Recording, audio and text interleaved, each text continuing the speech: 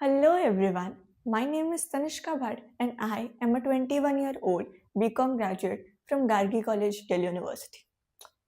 अब आप लोग सोचेंगे हमें क्यों बता रही है, तो ये जानने के लिए थोड़ा फ्लैशबैक में चलते हैं। तो बचपन से ही ना मुझे टीचिंग का बड़ा ही क्रेज था भाई गॉड। मुझे टीचिंग से तो कूल जॉब किसी की लगती नहीं थी। हमारे स्कूल में टीचर्स आते थे, मस्त एसी में बैठते थे, थोड़ा बहुत पढ़ाते थे, बहुत सारा होमवर्क देते थे, बच्चों की खूब पिटाई करते थे, सारा अपना फ्रस्ट्रेशन बच्चों पर निकाल देते थे और छुट्टी हो जाती थी। और इतना ज़्यादा मज़ा आता था अपनी फ्रेंड्स को पिटते हुए देख। तो मुझे लगता था यार मैं भी बड़ा होकर ना टीचर ही बनूंगी और मैं भी अपना सारा फ्रस्ट्रेशन बच्चों पर निकाल लूंगी और उनको खूब मारूंगी। अनटिल अनटिल मैं एक दिन खुद पिटी, वो भी अपने संस्कृत वाले टीचर से। मतलब मैथ्स वाले टीचर से पिटे रहती या साइंस वाले टीचर से पिटे रहती या इंग्लिश से पिटे रहती तो कुछ समझ में भी आता कि हाँ चलो अभी तक है, पिट गई। बट पिटी भी किससे? संस्कृत वाले टीचर से।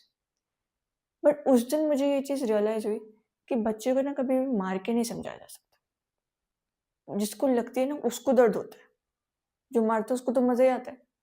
तो उस दिन मेरे को हिट हुआ कि मैं ना कभी बच्चे पे हाथ उठा कर उसको नहीं पढ़ूंगी।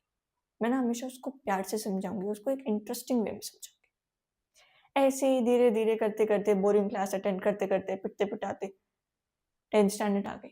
10th स्टैंडर्ड में I scored 96.4% overall and 97% 97 marks I would say in science. सबको मेरे से एक्सपेक्टेशन थी कि मैं तो साइंस स्ट्रीम में ऑप्ट करूंगी, बट मैंने सारी एक्सपेक्टेशन में पानी फेर दिया। मैंने कॉमर्स ऑप्ट कर लिया क्योंकि मुझे हमेशा से कॉमर्स में इंटरेस्ट था। दीदी की भी कॉमर्स थी तो उनसे भी थोड़ा बहुत इन्फ्लुएंस होकर मेरे को कॉमर्स में इंटरेस्ट आया। और मुझे ये जानने में कोई इंटरेस्ट नहीं था कि दो केमिकल्स को मिक्स करके क्या होता है, सूरज की मेरे से कितनी दूरी है, मेरी सूरज की से कितनी दूरी है, धरती की सूरज से कितनी दूरी है। ये सब मुझे बिल्कुल एक्साइट नहीं करती थी। तो जो चीज़ मेरे को एक्साइट करती थी वो कॉमर्स, वो चीज़ मैंने ऑप्ट कर ली। अब 11th स्टैंडर्ड आया, मुझे लगा कि यार जिंदगी के असली मजे तो अब आए हैं, क्योंकि 11th स्टैंडर्ड वो भी कॉमर्स का एक डेडली कॉम्बिनेशन होता है। बट भगवान को ये चीज़ मंजूर नहीं थी। हमारे बैच में कोविड आ गया, सारे स्कूल्स बंद हो गए और सारी क्लासेस ऑनलाइन होने लग गई। लाइव क्लासेस में तो आज तक कुछ समझ में आया नहीं, ऑनलाइन क्लास में क्या ही समझ में आ जाता। और ट्यूशन जाने में हर स्कूल का अलग अलग सिलेबस चलता था और टीचर अलग ही पढ़ाता था, तो बहुत मिसमैच होता था। तो ट्यूशन भी जाना एक सूटेबल ऑप्शन नहीं लगा। तो सेल्फ स्टडी सबसे बेस्ट ऑप्शन लगा, सेल्फ स्टडी करना शुरू करा। और तब मुझे रियलाइज हुआ कि कॉमर्स तो एक्चुअली बहुत इंटरेस्टिंग सब्जेक्ट है। इसको खामखा लोग बोरिंग बना देते हैं, स्पेशली हमारे टीचर्स। XYZ का एग्जाम्पल देखे बिल्कुल पढ़ने का मन नहीं करता था मुझे। फिर जब सेल्फ स्टडी करी, बहुत सारे एग्जाम्पल्स हिट हुए, बहुत सारे एक रियल इंसिडेंट मुझे हिट हुआ कि हाँ भाई एक्चुअली ऐसा तो होता है। फिर 11th स्टैंडर्ड भी मजे में निकल गया। फिर आया 12th स्टैंडर्ड। 12th स्टैंडर्ड को तो मजे में नहीं निकालना था क्योंकि बोर्ड्स थे, पढ़ाई करनी थी। बट भगवान को फिर से हमारी खुशी नहीं मंजूर थी।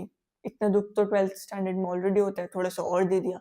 हमारे टाइम पे दो टाइप के बोर्ड चलने लगे, मतलब हमें 2 बार बोर्ड्स देने पड़े, एक बार टर्म 1 और एक बार टर्म 2।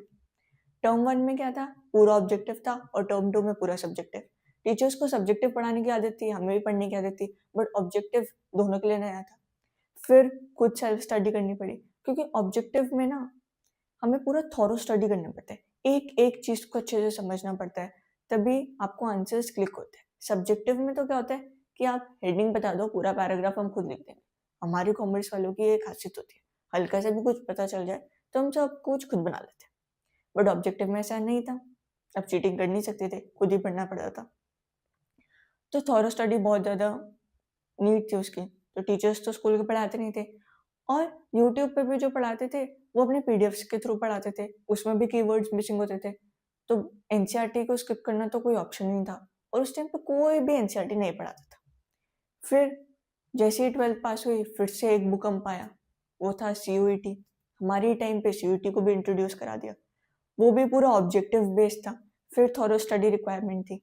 एक बार को आप बिजनेस और इकोनॉमिक्स तो आप ऑब्जेक्टिवली पढ़ सकते हो, ऑब्जेक्टिव टाइप पेपर्स के लिए पढ़ सकते हो, बट अकाउंट्स को ऑब्जेक्टिव टाइप पेपर के लिए पढ़ना बहुत ही डिफिकल्ट होता था, बहुत सारी प्रैक्टिस रिक्वायरमेंट होती थी। और उस टाइम पे क्वेश्चन भी कम थे, क्योंकि उसी टाइम पे नया नया इंट्रोड्यूस होता था।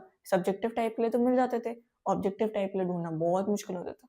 तो बहुत सारे सैम्पल पेपर खरीद के फिर उसमें कुछ क्वेश्चन नहीं समझ में आता था, तो फिर गूगल करके फिर उसको थोड़ा बहुत रिलेट करके उसके बारे में पढ़ के फिर आंसर निकलते थे। क्योंकि टीचर्स यूट्यूब पे कॉन्सेप्ट तो समझाते थे, बट क्वेश्चन प्रैक्टिस फिर एक बहुत बड़ा गैप था जो नहीं कोई करवाता था।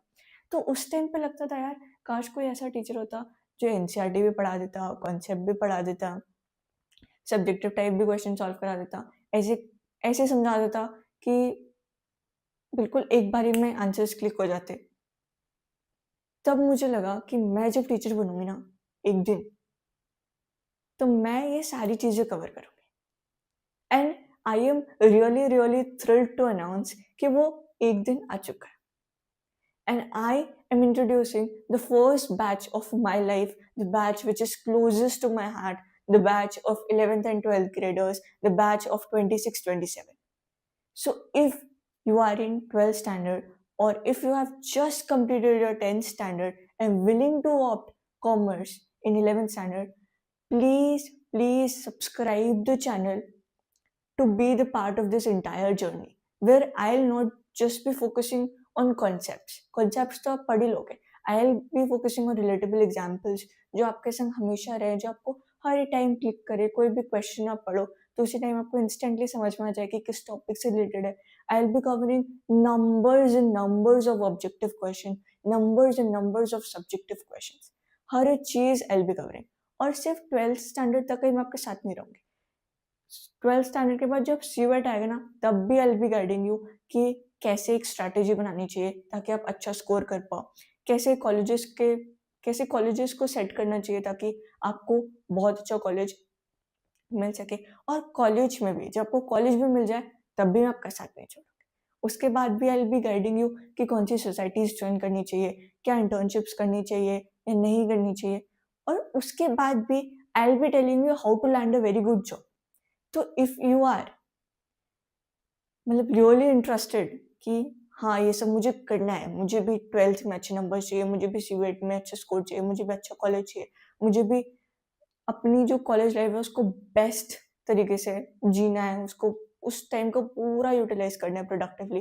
फन पार्ट भी होता है बट प्रोडक्टिवली यूटिलाइज करना भी बहुत इंपॉर्टेंट होता है. अगर आपको ये सब लगता है कि यू टू नीड इट, तो you need to subscribe the channel and be in this journey. I am a little new, I'm a little nervous at this point कि जो चीज़ मैंने बचपन में सोची थी कि हाँ मैं टीचर बनूंगी, I am actually doing it. I am recording और मैं अब कुछ दिन बाद आई विल बी टीचिंग. वो सब चीज़ एक मतलब एक ड्रीम जैसा लगता है but it's actually the reality. I am little nervous as well but धीरे धीरे I overcome everything. And I really want कि आप लोग उस चीज़ को सपोर्ट करें एंड आप लोग इस चैनल को सब्सक्राइब करें. एंड बहुत सारी अपडेट्स आएंगी, उसके लिए बने रहे. So thank you so much for watching this introductory video of mine. I hope you all have enjoyed it, you all have felt relatable थोड़ा बहुत कि आपकी भी हाँ ऐसी ऐसी जर्नी रही होगी, ऐसा ऐसा टीचर्स के संग ऐसा ऐसा एक्सपीरियंस रहा होगा. तो that's it for this video and just subscribe the channel for more updates because अब मैं हर थोड़े थोड़े दिन में वीडियोस डालते रहूँगी जो आपके लिए बहुत बहुत हेल्पफुल होंगे. और ये वीडियोस आपको बहुत रेयरली यूट्यूब पे मिलेंगे क्योंकि मैंने एक्चुअली ये चीज़ें फेस करी हैं अपने स्टूडेंट वाले जर्नी में.